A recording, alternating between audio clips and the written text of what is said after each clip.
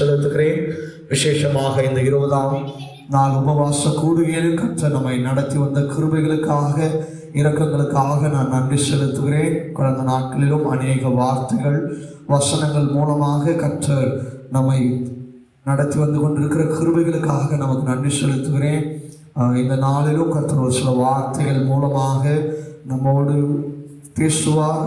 நாம் அதை கேட்டு அதன்படியாய் நாம் நடந்து கொள்வோம். எடுத்தவர் வாசிக்கலாம். உபாகமம் 6ஆம் அதிகாரம் அதனுடைய 12ஆம் வசனத்தை நாம் வாசிக்க கேட்போம். உபாகமம் 6ஆம் அதிகாரம் அதனுடைய 12ஆம் வசனத்தை நான் வாசிக்கிறேன்.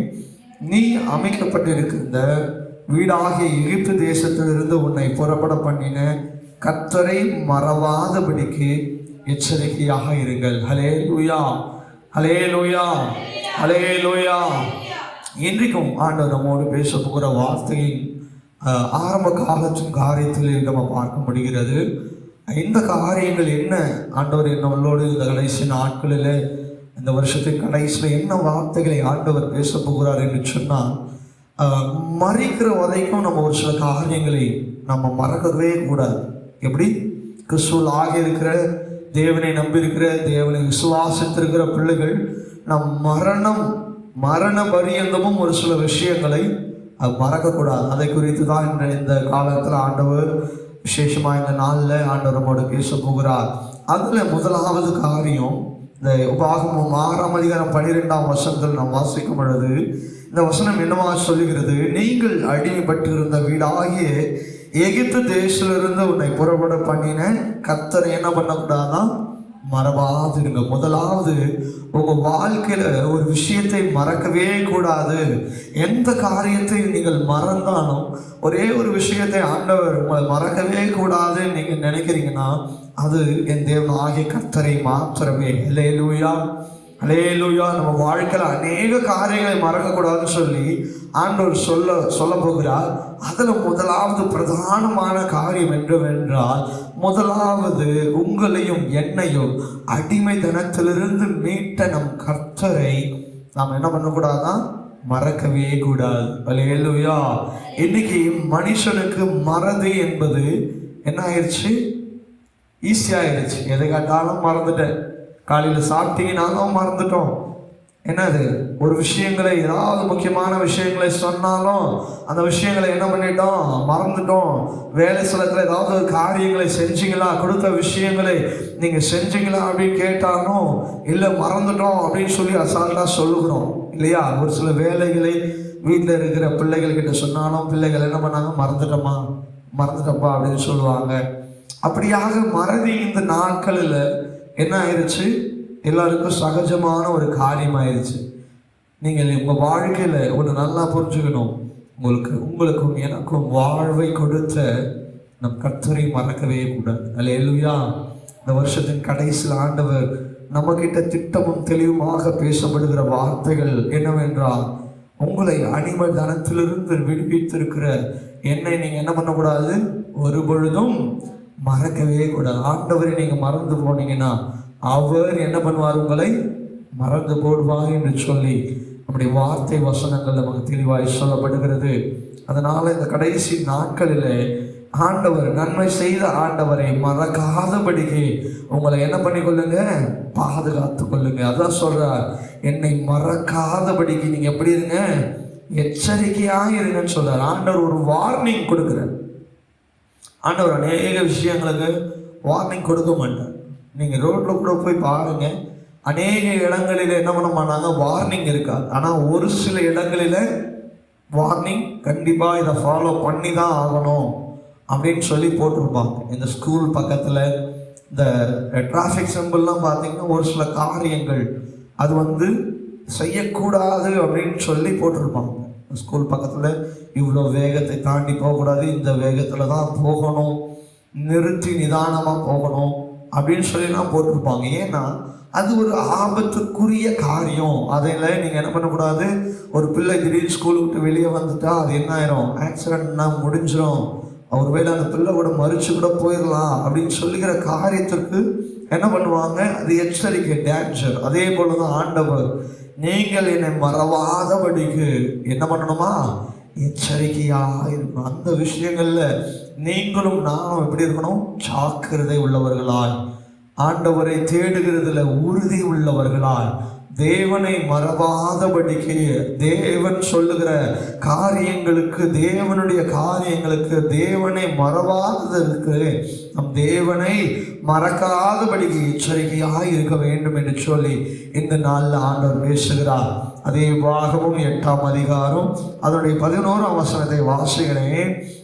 உபாகமும் 8ஆம் அதிகாரம் அதனுடைய 11ஆம் வசனம், தேவனாகிய கர்த்தரை மறவாதபடிக்கும் நான் இன்று உனக்கு விதிக்கிற அவருடைய கற்பனைகளையும் நியமங்களையும் கட்டளைகளையும் கை கொள்ளாமல் போகாதபடிக்கு எச்சரிக்கையாக இருங்கள். அடுத்த எச்சரிக்கை ஆண்டவர் சொல்றார், நான் உங்களுக்கு ஆக இருக்கிறேன், நீங்க என்ன பண்ணிடக்கூடாது? என்ன மறவாதபடி, என்ன மறக்காதீங்க, என்னை மறக்கவே கூடாது. உங்க வாழ்க்கையில நீங்க உங்களையே மறந்தாலும் என்ன பண்ணக்கூடாது? ஆண்டவரை மறக்கவே கூடாது. அவருக்குரிய காரியங்களை அவருக்கென்று தான் நம்ம செய்யணும். அப்போ ஆண்டவர் நம்முடைய வாழ்க்கையில முதலாவது காரியமாக இருக்கணும். அதை தான் ஆண்டவர் விரும்புகிறார். ஆண்டவர் தான் உங்க வாழ்க்கையில முதல்ல இருக்கணும். அதற்கு பிறகுதான் எல்லாருமே. அல்லேலூயா, அல்லேலூயா சொல்லாமா? அல்லேலூயா. என் வாழ்க்கையில யார் தான் முதல்ல இருக்கணும்? ஆண்டவர் தான் இருக்கணும். ஏதோ வாயின் வார்த்தையின்படி அல்ல, அதன்படி நீங்க ஜீவிக்கிறவர்களாக இருக்கணும். அதுதான் சங்கீதக்காரன் சங்கீதம் 9ஆம் சங்கீதம் அதோட 17ஆம் வசனத்துல சொல்றான், துன்மார்க்கரும் தேவனை மறக்கிற எல்லா ஜாதிக்கும் எங்க உண்டா? நரகத்திலே தள்ளப்படுவா. யாரெல்லாம் தேவனை மறக்கிறீங்களோ, அவன் நல்லா புரிஞ்சு வச்சிருக்கான் தாவீது. தேவனை மறக்கிற எல்லா ஜாதியும் நரகத்திலே தள்ளப்படும். யாரெல்லாம் ஆண்டவரை மறக்கிறீங்களோ, யாரெல்லாம் ஆண்டவருக்கு உங்க வாழ்க்கையில இடம் கொடுக்காம இருக்கிறீங்களோ, யாரெல்லாம் ஆண்டவரை தேடாம இருக்கிறீங்களோ, யாரெல்லாம் ஆண்டவரை மறுதலிக்கிறாங்களோ, யாரெல்லாம் ஆண்டவர் தன்னுடைய உள்ளத்துல இடம் கொடுக்காதபடிக்கு ரட்சிப்பின் பாதையில இல்லாம இருக்கிறாங்களோ, அவங்க எல்லாரும் என்ன பண்ணுவாங்க? நரகத்திலே தள்ளப்படுவாங்க. அப்போ உங்க வாழ்க்கையில தேவனை மாத்திரம் மறந்துடாதீங்க. இன்னைக்கு அநேக ஆசைகள், அநேக அன்புகள் வர்றதுனால தேவனுடைய அன்பை இன்னைக்கு நாம மறந்து கொண்டு இருக்கிறோம். அதனால தான் ஆண்டவர் இந்த வருஷத்தின் கடைசி நேரத்தில் இதை எச்சரித்து கொண்டிருக்கிறார். என் தேவனுடைய பிள்ளைகளே, இதை கேட்டுக்கொண்டிருக்கிற என் தேவனுடைய விசுவாசிகளே, தேவ ஜனங்களே, அன்புக்குரியவர்களே, இந்த வருஷத்தின் கடைசியில எச்சரிக்கையாயிருங்கள். என் தேவனை மறக்காதபடிக்கு நீங்கள் உங்கள் வாழ்க்கையில எச்சரிக்கையாயிருக்கும்படி கர்த்தர் உங்களை இந்த கடைசி வருஷத்தின் கடைசியில எச்சரிக்கிறார். உலக ஆசைகளோ அந்தஸ்துகளோ நம்ம என்ன பண்ணாது? ஒரு நன்மைக்கும் கொண்டு போகாது. ஆனால் தேவனை மறக்கிற நாம நரகத்திலே தள்ளுண்டு போவோம் என்று சொல்லி சங்கீதக்காரனாகிய தாவீது இன்றைக்கு திட்டமும் தெளிவுமாக இன்றைக்கு நம்மோடு பேசியிருக்கிறார். அப்போ இந்த காலகட்டத்தில் தேவனை மறக்காதபடிக்கு நாம் எச்சரிக்கை உள்ளவர்களாக இருக்க வேண்டும். தேவனை நம்பி வாழ்கிற நாம தேவனை மாத்திரமே உறுதியாய் பிடித்து கொள்ளவர்களாக இருக்கணும். இதான் ஏசாயா தீர்க்கதரிசி தன்னுடைய அதிகாரத்தில் சொல்றார். 51ஆம் அதிகாரம் அதனுடைய 12ஆம் வசனத்தில் அவர் சொல்றாரு, நானே உங்களுக்கு ஆறுதல் செய்கிறவர், சாக போகிற மனுஷனுக்கும் புல்லுக்கு ஒப்பாக இருக்கிற மனுபுத்திரருக்கும் பயப்படுகிறதற்கும் வானங்களை விரித்து பூமியை அஸ்திபாரப்படுத்தி உன்னை உண்டாக்கின கர்த்தரை மறக்கிறதற்கும் என்னவா நீ யார் என்று கேட்கிறார். அல்லேலூயா. இந்த உலகத்தை உருவாக்கினதுன்னா, அஸ்திபாரப்படுத்தினதுன்னா, ஆனா நீ என்ன பண்ற? என்னை மறக்கிறதற்கு நீ யாருன்னு சொல்லி ஆண்டவர் இன்னைக்கு இந்த வருஷத்தின் கடைசியில் உங்களை பார்த்து கேட்கிற, நீங்க என்னை மறக்கவே கூடாது. அப்படி மறக்கிறதுக்கு நீங்க யார்? ஏன்னா உங்களை நான் உருவாக்கி இருக்கிறேன், உங்களுக்கு தேவையானவைகளை நான் உண்டாக்கி இருக்கிறேன். ஆனால் கடைசியில் என்னையே மறுக்கிறீங்க, என்னையே மறுதளிக்கிறீங்க, என்னை விட்டு விலகி போகிறீங்க. எல்லா விஷயத்திலையும் என்னை ஒதுக்கிட்டு மனுஷனுக்கு முக்கியத்துவத்தை கொடுத்து கொண்டிருக்கிறீங்க. பல வேளைகளில் என்னை குறித்து நீங்க என்ன பண்ணுகிறது இல்லை, நினைக்கிறதே கிடையாது. தேவ பயம் என்பதே காணப்படலை. எங்கு பார்த்தாலும் தேவனை அறியாத கூட்டங்களாக இருக்கிறது. தேவனை அறிந்த கூட்டங்களே தேவனை மறக்கிறவர்களாக இந்த காலகட்டத்தில் வாழ்ந்து கொண்டு இருக்கிறோம். ஏன் தேவனை மறக்கிறோம்? பாவம் உங்களிடத்தில் எப்படி வருகிறது என்று சொன்னா, நீங்க தேவனை மறக்கிறதுனால தான் இல்லையா? தேவனை மறக்கிறதுனால தானே உங்களுக்கு பாவத்தை இடம் கொடுக்குறீங்க. ஆதாம் ஏவாள் மாலையில என் தேவன் எங்களோடு அசைவாட வருவார் என்பதை அவங்க 2 பேரும் உணர்ந்திருந்தாங்கன்னா அவங்க பாவத்துக்கு இடம் கொடுத்துருக்கவே மாட்டாங்க. தேவனை மறந்ததுனாலதான் பாவம் வந்துருச்சு. எப்பொழுதுமே நல்லா பாருங்க, வேதத்துல வாசிச்சு பார்த்தீங்கன்னா யாரெல்லாம் தேவனை மறக்கிறாங்களோ அடுத்து உள்ள நுழையிறது பாவம் தான். ஹல்லேலூயா, ஹல்லேலூயா. வேதத்தின்படி வாழ்வோம், ஆண்டவர் சொல்லுகிறதை நம்புவோம், இயேசுவை தேடுவோம், கர்த்தரை நம்புவோம், அவரை மறுதலிக்க கூடாது, பின்மாற்றத்துல போகக்கூடாது. என் வாழ்க்கை இப்படி ஆயிடுச்சேன்னு சொல்லி தேவனை தேடாம மாத்திரம் விட்டுறாதீங்க. தேவனை தேடும் போதே இப்படின்னா இன்னும் தேவனை தேடாமல் போனால் உங்கள் வாழ்க்கை எப்படி ஆகும், தலைக்கீழாக மாறும் என்பதை இந்த வருஷத்தின் கடைசியில் நீங்க உணர்ந்து கொள்ளுங்க. அதனால தேவனை மாத்திரம் மறவாதபடிக்கு எச்சரிக்கை ஆயிருங்க. தேவனை மறந்தால் பாவம் உங்களுக்குள் வரும் என்பதை நீங்கள் உணர்ந்து கொள்ள வேண்டும். ஹல்லேலூயா, ஹல்லேலூயா. நீங்க தேவனை மறக்கிறது நிமித்தமாக உங்களுக்குள்ள பாவம் வருகிறது. தேவனை தேடாம இருக்கும் பொழுது பாவம் உள்ள நுழைகிறது. உங்கள் வாழ்வை கர்த்தருக்கு ஒப்பு கொடுங்க. கர்த்தருக்காக வாழ்வோம். கர்த்தர் பெரிய காரியங்களை செய்வார். ஹல்லேலூயா, ஹல்லேலூயா. அப்ப மறக்கவே மறக்கக்கூடாது. நம்ம வாழ்க்கையில மரணம் வரைக்கும் மறக்கக்கூடாது. முதல் விஷயம் என்ன? கர்த்தர். மரணம் வரும்போதே நான் சாக போறேன்னா நாளைக்கு வரைக்குமே நான் என்ன பண்ணணும்? என் தேவனை துதித்து கொண்டே இருக்கணும். என் மரணம் வரையந்துமோ. நீ நிறைய பேர் ஆசைப்படுறது தான். என் மரணம் வரும்பொழுதும் நான் என்ன பண்ணணும்? ஆண்டவரை துதித்து கொண்டு. எத்தனையோ ஊழியக்காரங்க பிரசங்கம் பண்ணிட்டு இருக்கும்போது ஆராதனை செய்து கொண்டே மறித்து போகிறாங்க. இதெல்லாம் எவ்வளோ ஒரு மேன்மையாகனக்கா. என்னுடைய மரணமோ அப்படிதான் இருக்கணும்னு சொல்லி நான் விரும்புகிறேன். ஆண்டவருடைய வார்த்தைகளை பேசி கொண்டிருக்கும் போதே ஆண்டவரோடு நான் கடந்து போகணும். அப்பேற்பட்ட காரியங்களை கற்ற நம்முடைய வாழ்க்கையில செய்யணும். அவருக்காக வாழணும், அவருக்காக ஜீவிக்கணும். ஏன்னா அவர் நமக்காக கொடுத்தது நிமித்தமாய் நம்மளுடைய வாழ்க்கையும் யாரை கொடுக்கணும்? ஆண்டவருக்கு நிச்சயமாகவே கொடுக்கணும். ஆண்டவரை மறக்காதீங்க. ஆண்டவரை நீங்கள் மறந்து போனா உங்களை அவர் மறந்து போடுவார். 2வது, நீங்கள் மறப்பீர்களானா உங்களை ஆண்டவர் நரகத்திலே கொண்டு போயிடுவார். ஹல்லேலூயா, ஹல்லேலூயா. 3வது, ஏசாயா ஒருபடி மேலே போய் சொல்றான், மறக்கிறதுக்கு நீங்கள் யார்? அவரை என்ன மறக்கிறதுக்கு நீங்க யாரு? அப்படின்னா என்ன? நீங்க என்னதான் ஞாபகம் வச்சிருக்கணும்? உங்க வாழ்க்கையில எழுந்த உடனே என்னதான் ஞாபகம் வச்சிருக்கணும்? கர்த்தர் அப்படியாய் மறக்காதபடிக்கு உங்கள் வாழ்க்கையில ஆண்டவரை உறுதியாய் பிடிச்சு கொள்ளுங்க. ஆண்டவர் சொல்லுகிற காரியங்களை பிடிச்சு கொண்டு நடந்து பாருங்க. நம்ம இந்த பழைய வருஷத்தை முடிக்கும் பொழுது கர்த்தர் செய்கிற காரியங்கள் நம்ம வாழ்க்கையில மிகவும் பயங்கரமாக இருக்கும். ஹல்லேலூயா, ஹல்லேலூயா. 2வது காரியம், எதை நாம் சாகர வரைக்கும் மறக்கக்கூடாது அப்படின்னு சொன்னா 2வது காரியம் உபாகமம் 4ஆம் அதிகாரம் அதனுடைய 10ஆம் வசனத்தை நான் வாசிக்கிறேன். உபாகமம் 4ஆம் அதிகாரம் அதனுடைய 10ஆம் வசனத்தை நான் வாசிக்கிறேன். உங்கள் கண்கள் கண்ட காரியங்களை நீ மறவாதபடிக்கும் உன் ஜீவனுள்ள நாளெல்லாம் அவைகள் உன் இருதயத்தை விட்டு நீங்காதபடிக்கும் நீங்கள் எச்சரிக்கையாயிருந்து உன் ஆத்துமாவை என்ன பண்ணணும்? சாக்கிரதைக்கு காத்துக்கொள். அவைகளை உன் பிள்ளைகளுக்கும் உன் பிள்ளைகளின் பிள்ளைகளுக்கும் அறிவிக்க கடவாய். ஹல்லேலூயா. 2வது, நம்முடைய வாழ்க்கையில மறக்கவே மறக்கக்கூடாத விஷயம் அவருடைய கட்டளைகளை நம்ம மறக்கக்கூடாது. ஹல்லேலூயா, ஹல்லேலூயா. முதலாவது என்ன பண்ணக்கூடாது? கர்த்தரும் மறக்கக்கூடாது. 2வது காரியம் என்ன மறக்கக்கூடாதுன்னா அவருடைய கட்டளைகளை மறக்கவே கூடாது. அதுதான் சங்கீதக்காரன் கூட அருமையாக அவன் 119ஆம் சங்கீதத்தில் அவன் அருமையாக அவன் தேவனை அறிந்தபடினால தேவனுடைய வார்த்தை இந்த 119ஆம் சங்கீதத்துல மற்றும் 176 வசனங்கள் இருக்கு.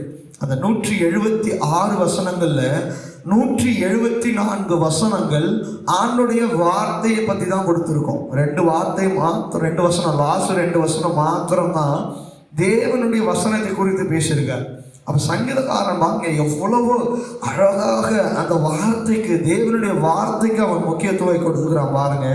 அதில் அவன் 93ஆம் வசனத்தில் அவன் சொல்றான் பாருங்க, நான் ஒருபொழுதும் உம்முடைய கட்டளைகளை மறக்க மாட்டேன், அவைகளால் நீர் என்னை என்ன பண்ணாரா, உயிர்ப்பித்தீர் என்று சொல்றான் சங்கீதக்காரன். எவ்வளவு அருமையா சொல்றான் பாருங்க. உடைய வார்த்தைகளை நான் என்ன பண்ண மாட்டேன், ஒரு பொழுதும் நான் மறக்கவே மாட்டேன். அந்த வார்த்தை தான் என்னை என்ன பண்ணுச்சு, உயிர்ப்பித்துச்சு. என்ன 1 லட்சமோ 2 லட்சமோ என்னை உயிர்ப்பிக்கல, தங்க காசுகளோ வெள்ளி காசுகளோ என்னை உயிர்ப்பிக்கல. என்னை உயிர்ப்பிச்சது, ஆண்டுடைய வார்த்தைகள் என்னை உயிர்ப்பிச்சது. உங்க வாழ்க்கையை உயிர்ப்பிக்காத விஷயங்களை இன்னைக்கு நம்ம தேடிக்கொண்டிருக்கிறோம், ஆசையாக ஓடிக்கொண்டிருக்கிறோம். ஆனால் உயிர்ப்பிக்கிற காரியங்களை நாம் சிந்தித்து கூட பார்ப்பதில்லை. அவருடைய கட்டளைகளை, அவருடைய வார்த்தை, கட்டளைலாம் ஒண்ணுமே இல்லை. அவருடைய வார்த்தை, அவருடைய வசனம், அவருடைய நீதி, அவருடைய சத்தியம், அதுதான் நம்மை உயிர்ப்பிக்கும் என்று சொல்லி வசனம் சொல்லுகிறது இல்லையா? நம்முடைய 85ஆம் சங்கீதம் 6ஆம் வசனத்தில் அப்படிதான், அவர் தான் நம்மை உயிர்ப்பிக்கிறவர் என்று சொல்லி, நான் உங்களை உயிர்ப்பிக்க மாட்டேனோ என்று சொல்லி ஆண்டவர் சொல்றார். அவருடைய வசனம், அவருடைய வார்த்தை. 119ஆம் அதிகாரத்தை முழுமையாக நீங்க வாசித்து பார்த்தீங்கன்னா ஒரு வார்த்தை எவ்வளவு முக்கியமானது, இந்த வார்த்தை எவ்வளவு மேன்மையானது, கட்டளைகள் எவ்வளோ பெரியது என்பதை நீங்கள் இந்த வார்த்தைகள் முழுவதும் வாசிக்க முடியும். 138ஆம் வசனம் சொல்கிறது, நீர் கட்டளையிட்ட சாட்சிகள் நீதியும் மகா உண்மையாக இருக்கிறது. 128ஆம் வசனம் சொல்லுது, எல்லாவற்றையும் பற்றியும் நீர் அருளின எல்லா கட்டளைகளையும் செம்மை என்று எண்ணி சகல பொய் வழிகளையும் வெறுக்கிறேன். எப்படின்னா, ஆண்டோட வார்த்தைகளை நீங்க நேசிச்சு என்றால் பொய் வழிகளை நீங்க என்ன பண்ண மாட்டீங்களா, ஃபாலோ பண்ண மாட்டீங்கன்னு சொல்லி சங்கீதக்காரன் சொல்லுகிறான். உங்க வாழ்க்கையில, உங்க இருதயத்துல வசனமானது என்ன வந்துருச்சு, உள்ள வந்துருச்சு அப்படின்னு சொன்னா, உங்க வாழ்க்கையில பொய்யாய் இருக்கிற காரியங்கள், நீங்கள் பொய்யாய் தேடுகிற காரியங்கள், பொய் வழியாய் நடக்கிற காரியங்கள் எல்லாவற்றையும் விட்டு நீங்க என்ன பண்ணிடுவீங்களா, விலகி போயிடுவீங்க அப்படின்னு சொல்லி என்ன சொல்லுது வசனம் சொல்லுகிறது. இந்த 165ஆம் வசனம் சொல்லுகிறது, உம்முடைய வேதத்தை நேசிக்கிறவர்களுக்கு மிகுந்த சமாதானம் உண்டு, அவர்களுக்கு இடரலே இல்லை என்று சொல்லுகிறது. அவருடைய வசனத்தின்படி நடக்கிற, அவருடைய வசனத்தின்படி வாழ்கிற உங்களுக்கு உங்க வாழ்க்கையில இடரலான காரியங்கள் வராது. ஆனால் இன்றைக்கு நம்முடைய வாழ்க்கையில இடரல் மாத்திரம் தான் நடந்து கொண்டு இருக்கிறது என்று சொன்னா, நாம் ஆண்டுடைய வசனத்திற்கு ஒப்பு கொடுத்து வாழ்கிறவர்களாக காணப்படாமல், நாம் இஷ்டத்தின்படி, ஏன் இஷ்டத்தின்படி, ஏன் சித்தத்தின்படி, ஏன் மாம்சத்தின்படி செய்கிறதுனாலதான் என் வாழ்க்கையில எது பார்த்தாலும் தடங்களாகவே இருக்கிறது. ஒன்று நல்லா புரிஞ்சுக்குங்க, இந்த வார்த்தை வசனங்களை கேட்டுக்கொண்டு இருக்கிற என் தேவ பிள்ளைகளே, தகப்பன்மார்களே, தாய்மார்களே, கர்த்தர் இன்றைக்கு சொல்றார், உங்க வாழ்க்கையில எதுலையும் இடரல் வரக்கூடாது, எந்த தடங்களும் வரக்கூடாது. நீங்க செய்கிற எல்லா காரியங்களும் வாய்க்க செய்ய வேண்டும் என்று சொன்னார். ஆண்டவருடைய வசனத்தை கை கொள்ளுங்க, அவருடைய வார்த்தையை மறவாதீங்க. அவருடைய கட்டளைகளை உறுதியாய் பிடித்து கொள்ளுகிறவர்கள் நிச்சயமாகவே அவரால் உயர்த்தப்படுவாங்க. ஹல்லேலூயா, ஹல்லேலூயா, ஹல்லேலூயா. மறைக்கும் வரை நாம் மறக்கக்கூடாத முதல் விஷயம், கர்த்தரை மறக்கக்கூடாது. 2வது, அவருடைய கட்டளைகளை மறக்கக்கூடாது. 3வது, அவருடைய வேதத்தை மறக்கக்கூடாது. நிறைய பேர் சபைக்கு என்ன பண்றதில்லை, வேதத்தை கூட கொண்டு வரதில்லை. 119ஆம் சங்கீதம் அதனுடைய 61ஆம் வசனத்தை வாசிக்கிறோம் பாருங்க. 119ஆம் சங்கீதம் அதனுடைய 61ஆம் வசனம், துன்மார்க்கர்களின் கட்டளைகளை என்னை கொள்ளையிடற்றும், உம்முடைய வேதத்தை நான் மறக்கவில்லை. அல்லேலூயா. அவருடைய வார்த்தையை நான் மறக்க மாட்டேன்னு சொல்லி சங்கீதக்காரன் சொல்லுகிறான். அவருடைய வசனம் அவ்வளோ முக்கியமானதாய் காணப்படுகிறது. அவருடைய வசனம் மிகவும் முக்கியத்துவமான வாய்ந்ததாக காணப்படுகிறது. துன்மார்க்கரின் கூட்டங்கள் என்ன பண்ணுமா, என்னை கொள்ளையிடட்டும், என்ன வேணா துன்மார்க்கரின் காரியங்கள் செய்யட்டும், ஆனால் நான் என்ன பண்ண மாட்டேன், உடைய வசனத்தை நான் என்ன பண்ண மாட்டேன், மறக்கவே மாட்டேன். அப்படின்னா என்ன அர்த்தம்னா, என்னிடத்திலிருந்து என்ன வேணா எடுத்துக்கொள்ளட்டும், ஆனால் நான் என்ன பண்ணுவேன், அதை நான் மீண்டும் சம்பாதித்துக் கொள்வேன். ஆனால் அவருடைய வசனம் என் கூட இருந்தால் மாத்திரம்தான். அப்போ அவருடைய வசனம் உங்களுக்குள்ள இருக்குமானா, அந்த வசனம் நமக்கு நம்மை புடமிடுமானா, அந்த வசனம் நம்மை நடத்துமானா, நம்மகிட்ட எல்லாவற்றிலும் இழந்தாலும் அதை மீட்டுக்கொள்ள முடியும். அல்லேலூயா, அல்லேலூயா. உங்கள் வாழ்க்கையில் நீங்கள் எதை வேணாலும் இழக்கலாம், ஆனால் ஆண்டுடைய வசனம் அதை உங்களுக்கு மீட்டு கொடுக்கும். ஆனால் ஆண்டுடைய வசனம் உங்களுக்குள்ள இல்லவே இல்லை என்று சொன்னால், நல்லா புரிஞ்சுக்கோங்க, ஆண்டுடைய வசனமோ அவருடைய வார்த்தையோ அவருடைய வேதத்தின் காரியங்களோ உங்களுக்குள்ள இல்லை என்று சொன்னால், நீங்கள் 1000 கோடி ரூபாய் வச்சிருந்தாலும் அதனால உங்களுக்கு ஒரு பிரயோஜனமும் கிடையாது. அல்லேலூயா, அல்லேலூயா, அல்லேலூயா. அவங்க வாழ்க்கையில் மறக்கக்கூடாத விஷயம் அவருடைய வேதத்தை வாசிங்க, கைகளினால் எடுத்து வாசிங்க. இன்றைக்கி டிஜிட்டல்ன்றதுனால செல்ஃபோனை கையில் வச்சுட்டு இதுதான் என் பைபிள் சொல்லக்கூடாது இல்லையா? அப்போ அவருடைய வேதத்தை நாம் என்ன பண்ணணும், சபைகளுக்கு கொண்டு போகணும், வேதத்தை வாசிக்கணும், வேதத்தை தியானிக்கணும். இந்த வேதமானது இன்னைக்கு நம்மை நடத்துகிறதாக இருக்கிறது, நம்மை போஷிக்கிறதாக இருக்கிறது, நம்மை உயிர்ப்பிக்கிறதாக இருக்கிறது, நம்மை இடரல் அடைய செய்யாமல் நம்ம வாழ்க்கையை சரியான பாதைகளில் கொண்டு போகிறதற்கு இந்த வார்த்தை நமக்கு பிரயோஜனம் உள்ளதாக இருக்கிறது. இதை கேட்டுக்கொண்டிருக்கிற தேவ பிள்ளைகள், நம்ம வாழ்க்கையில் எந்த அளவுக்கு வேதத்துக்கு நீங்கள் முக்கியத்துவத்தை கொடுக்குறீங்க? உங்களை நீங்களே ஆராய்ந்து பாருங்க. அவருடைய வசனம் நம்மை தீங்கிலிருந்து நம்மை விலக்கி காத்துக்கொள்கிறது. அவருடைய வசனம் நம்மை நெருங்கி வருகிற பாவங்களை என்ன பண்ணுகிறது, விலகி ஓட செய்கிறது. அவருடைய வசனம் நம்மை சரியான பாதைகளிலே கொண்டு போகிறது. அவருடைய வசனம் நம்மை அதிசயமான காரியங்களிலே கொண்டு போகிறது. அவருடைய வசனம் நம்மை நீதியின் பாதையில் கொண்டு போகிறது. அவருடைய வசனம் உங்களை உண்மையின் பாதையில் நடந்து செல்கிறது. இந்த உலகத்தில் எந்த காரியமும் செய்ய முடியாத விஷயம் என் தேவனுடைய வார்த்தையும் வசனமும் நம்முடைய வாழ்க்கையில கிரியை செய்யும். ஹல்லேலூயா, ஹல்லேலூயா. எத்தனையோ பேர் சொல்லியிருப்பாங்க பாவம் செய்யாதன்னு சொல்லி, ஆனால் ஒரே ஒருடைய தேவனுடைய வார்த்தை பேசப்படும் பொழுது எத்தனையோ பேர் ரட்சபின் பாதையில், எத்தனையோ பேர் அந்த வார்த்தையை நம்பினதுனால வாழ்க்கைகள் மாறி இருக்கிறது. இன்றைக்கு நீங்களும் நானும் ஆண்டவருடைய சமூகத்தில் உட்கார்ந்துருக்கிறோம் என்று சொன்னால், அவருடைய வார்த்தை வசனம் நம்மோடு பேசினதின் நிமித்தமாக, ஹல்லேலூயா. ஏன் என்று சொன்னால் இந்த வார்த்தை ஜீவன் உள்ளதாக இருக்கிறது. ஹல்லேலூயா, அல்லேலூயா. அதைதான் யோவான் எழுதின சுவிசேஷ புத்தகம் 1ஆம் அதிகாரம் 1ஆம் வசனம் சொல்லுகிறது, அந்த வார்த்தை தேவனாய் இருந்தது. அல்லேலூயா. ஆதிலே வார்த்தை இருந்தது, அந்த வார்த்தை தேவனிடத்தில் இருந்தது, அந்த வார்த்தை தேவனாய் இருந்தது. அந்த வார்த்தை வேறு ஒன்றும் இல்லை, என் ஆண்டவராகிய இயேசு கிறிஸ்து. அந்த வசனம், அந்த வார்த்தை உங்களுக்குள் இருக்குமானா ஒவ்வொரு காரியங்களையும் அவர் கற்றுக் கொடுப்பார். ஒவ்வொரு காரியங்களையும் அவர் உங்களை போதிப்பார், உங்களை நடத்துவார், உங்களை ஞானத்தில் நடத்துவார், அறிவில் நடத்துவார். ஒருவேளை வழி விலகி செல்லுறோனா, என் மகனே, என் மகளே, நீ போகிறது தவறான பாதை. நீதிமொழிகள்லாம் வாசித்து பாருங்க. துன்மார்க்கமான வாழ்கிற வாழ்க்கை என்ன, நீதியின்படி வாழ்கிற வாழ்க்கை என்ன என்பதை சத்தியம் உங்களுக்கு என்ன பண்ணும், போதிக்கிறதா இருக்கிறத வாசித்து பாருங்க. ஏன்னா அந்த வார்த்தை அப்படியாக நம்மளை புடமிடும். ஒரு மனுஷன் நம்மளை குறை சொல்லிட்டானா கோபம் வந்துடும். நீ சரியில்லைப்பான்னு யாராவது உங்க தாய் தகப்பன்னு சொன்னா கூட நீங்க எப்படி என்ன சொல்லிடலாம், நான் நல்லவன் இல்லைன்னு எப்படி நீங்க சொல்லிடலாம் அப்படின்னு. ஆனால் ஆண்டுடைய வசனம் நம்மை திட்டமும் தெளிவுமாக நம்மை நியாயம் தீர்க்கிறது. அநேகர் சொல்லுகிற வார்த்தைகளுக்கு கீழ்ப்படிய மாட்டாங்க, கோபம் வரும். ஆனால் ஆண்டுடைய வசனம் அவங்களோடு பேசும் பொழுது எவ்வளோ பெரிய கோபம் காரணம், ஆண்டுடைய வார்த்தைக்கு தானே ஒப்பு கொடுக்குறான். ஏன்னா அவருடைய வார்த்தை அவ்வளோ உண்மையுள்ளது, அவ்வளோ நம்மை நடத்துகிறது. அந்த வார்த்தை இன்றைக்கும் நம்மத்திலே ஜீவித்து கொண்டிருக்கிறது என்பதை நீங்களும் நானும் மறுக்கவும் முடியாது, மறக்கவும் முடியாது. அல்லேலூயா, அல்லேலூயா. கர்த்தர் இன்றைக்கு கூட ஒரு 3 காரியங்கள் நம்மோடு பேசுகிறார்.